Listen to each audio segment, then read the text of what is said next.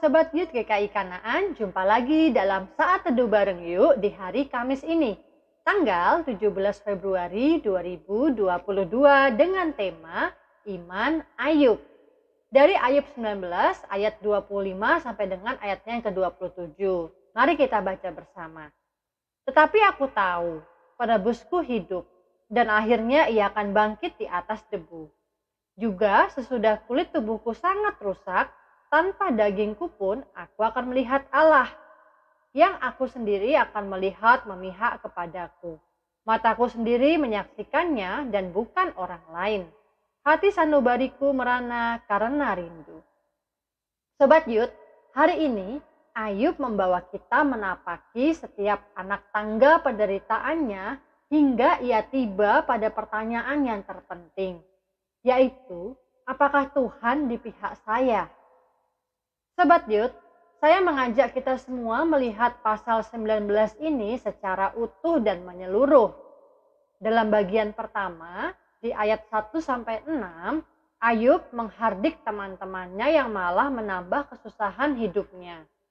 Berikutnya, ayat 7-12, Ayub meratapi kesusahan yang ia alami. Ternyata, kesusahan yang satu berbuah kesusahan lainnya.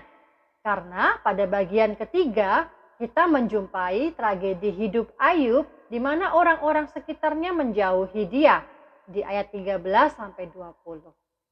Orang-orang yang tadinya bukan siapa-siapa di hadapan Ayub, kini menikmati kemalangannya. Tidak hanya sampai di situ, bagian keempat menghadirkan sahabat-sahabat Ayub yang bertindak seolah-olah mereka mewakili Allah menuntut pertobatan Ayub di ayat 21 sampai ayat 22. Sobat Youth, di tengah masalah hidup yang bertubi-tubi, di mana ya Tuhan? Apakah Tuhan masih peduli kepada Ayub? Setelah melalui semua anak tangga penderitaan ini, Ayub tiba pada pernyataan imannya. Di ayat 23 sampai 27 dikatakan demikian. Apapun yang terjadi, Tuhan ada di pihak Ayub. Kenyataannya kehidupan tidak seindah yang diinginkan dan banyak orang yang memandang Ayub sebagai orang jahat yang pantas mendapatkan ganjaran atas kejahatan terselubung. Walaupun kehidupan Ayub hancur berkeping-keping, Ayub memilih beriman kepada Tuhan. Pada akhirnya, matanya sendiri akan menyaksikan bahwa Tuhan yang membenarkan dia. Di ayat 25-27 dengan sangat berani menyodorkan kepada kita pernyataan iman Ayub di puncak penderitaannya. Nah, Sobat Youth, pada bagian terakhir nih, ayat 28-29 memperingatkan orang-orang yang menghakimi Ayub.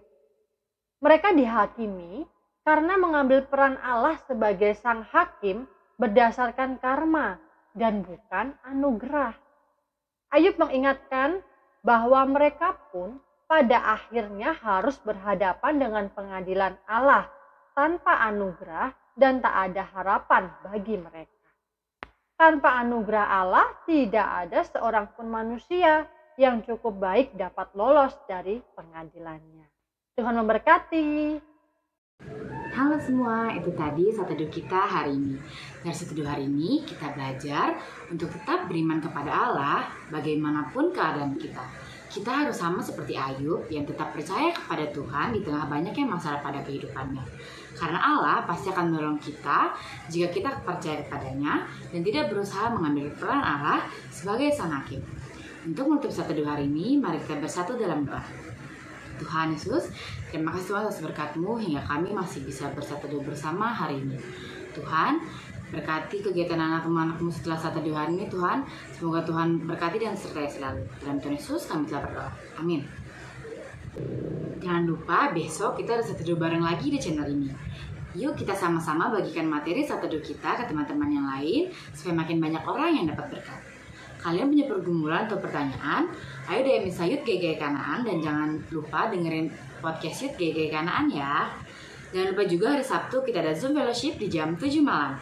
Nah untuk linknya nanti akan di-share di grup WA ataupun grup lain teman-teman. Have a blessed day, Tuhan Yesus memberkati.